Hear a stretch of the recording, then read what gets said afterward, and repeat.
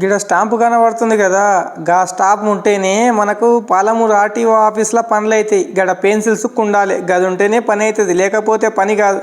ఇట్లా పాలమూరు ఆర్టీఓ ఆఫీస్లో ఈ చిత్రాలు ఎన్నో ఇంకెన్నో ఉన్నాయి. ఇలా ఎందుకు చెప్తున్నా అంటే, ఆడికి బ్రోకర్తో పోయిరా డైరెక్ట్ పోయిరా తెలవాలంటే గా స్టాంపు గా పెన్సిల్లే కొలమానం అన్నట్లు. ఇంకా దీని మీద విపరీతమైన ఫిర్యాదులు అందేసరికి పాలమూరులో ఆర్టీఓ మీద ఏసీబీ రైడింగ్ చేసింది. ఇంకా దాంట్లో రవాణా శాఖలో గహన తిమంగళం పట్టబడ్డది.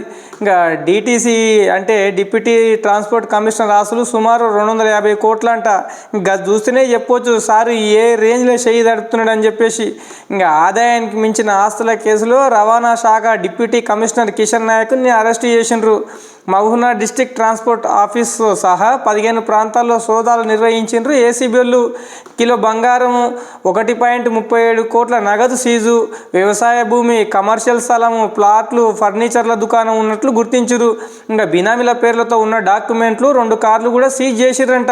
ఇంకా రవాణా శాఖ Mahabubnagar deputy commissioner DT Kishan Naik ACB అధికారులు అరెస్ట్ చేసి ఇంకా ఆదాయానికి మించిన ఆస్తులు కూడబెట్టారన్న ఫిర్యాదులతో సికింద్రాబాద్లోని కిషన్ నాయక్ ఇంటితో పాటు Palamuru district transport office, Sangareddy, Rangareddy, Medak, Nizamabad జిల్లా 15 ప్రాంతాల్లో సోదాలు నిర్వహించారు. ఇంకా మంగళవారం తెల్లజాము నుంచి నిర్వహించిన తనిఖీల్లో గుర్తించిన ఆస్తులు చూసి ఏసీబీ అధికారులే నిర్వేరపోయారంటే ఇంకా ఆశ్చర్యం లేదు. బోయిన్పల్లి ఇంటి నుంచి కిలో బంగారము, 1,37,00,000 నగదు, నిజామాబాద్లో కమర్షియల్ కాంప్లెక్స్లు, హోటళ్ళు, సంగారెడ్డి జిల్లాలో వ్యవసాయ భూములు, దానికి సంబంధించిన పత్రాలు, తర్వాత బినామీల పేర్లతో ఉన్న డాక్యుమెంట్లు, 2 కార్లు కూడా సీజ్ చేసిండ్రు. ఇంకా ఏసీబీ గుర్తించిన ఆస్తులు: నిజామాబాద్ జిల్లాలో లాహిరి ఇంటర్నేషనల్ హోటల్లో 50% వాటా, నిజామాబాద్లోని 3,000 చదరపు గజాల్లో రియల్ ఓక్ ఫర్నిచర్ దుకాణం, నిజామాబాద్లోని అశోక్ టౌన్షిప్లో 2 ప్లాట్లు, సంగారెడ్డి జిల్లా నిజామాపేట తహసీల్దార్ పరిధిలో 31 ఎకరాల వ్యవసాయ భూమి, నిజామాబాద్ మున్సిపల్ లిమిట్లో 10 ఎకరాల కమర్షియల్ భూమి, సంగారెడ్డి జిల్లా నిజాంపేట మండల పరిధిలో 4,000 చదరపు అడుగులలో పాల హౌస్ షెడ్డు, బ్యాంకులో 1,37,00,000 నగదు, కిలో బంగారము, 1 హోండా సిటీ కారు. అంతేకాదు సారు డ్రైవర్ ఇల్లు చూస్తే మన ఇంద్రభవనం లాగా ఉంటుందంట. చూసిన వాళ్ళకే మైండ్ బ్లాక్ అయిపోయిందంటుల్లా.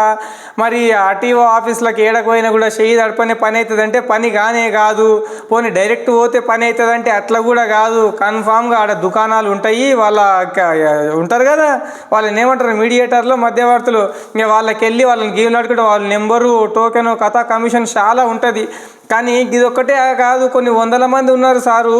ఇప్పుడు వనపర్తి ఉంది, మహబూబ్నగర్ ఉంది, కల్వకుర్తి ఉంది, ఉన్నాయి కదా, వాటి అన్నిటి మీద నజరు పెట్టి కొంచెం పేదోడికి పోగానే పని అయ్యేటట్లు కావాలి.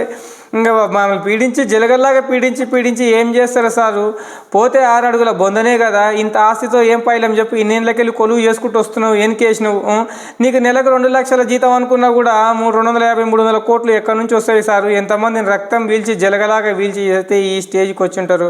ఇన్నోట్ల అంబలు పోయా, ఇన్నోట్ల పొద్దుడు ఏమి రయ్యగా. ఇప్పుడు బువ్వ అయితే తినరుగా, బంగారం తినరుగా. తింటే కానీ బువ్వనే తినాలి, అన్నమే తినాలి, రొట్టె చపాతి ఏదో తినాలి.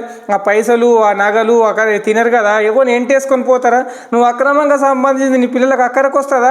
లేదా నీ పిల్లల భవిష్యత్తు మంచిగా ఉంటుందా సార్? ఈ సాబనాడదలు వాటికి ఇట్లే పోతాయి. అంటే 100 బరగొడ్లు తిన రాబందో గాలికి పోయిన చందంగా తయారైంది పోనీ బతుకు.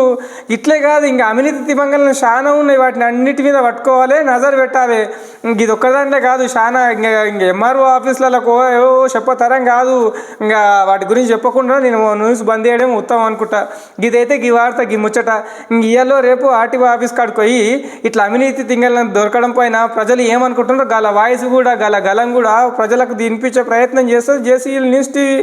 మరిన్ని వార్తా విశేషాల కోసం జేసీఎల్ న్యూస్ టీవీని సబ్స్క్రైబ్ చేసుకోండి, ఫాలోఅప్ చేసుకోండి. ఇన్స్టాగ్రామ్, ఫేస్బుక్, యూట్యూబ్లో ఉంటుంది. మీ అందరి ఆశీర్వాదాలతో యూట్యూబ్ ఛానల్ అయితే మంచిగా నడిపిస్తున్నాం. అట్లాగే మీ సపోర్టు, సహకారం కూడా ఎలవేళ మాకు ఉంటుందని కోరుకుంటున్నాము. గీయాలకైతే గిదే ముచ్చట. Thank you. Signing off JCL news TV.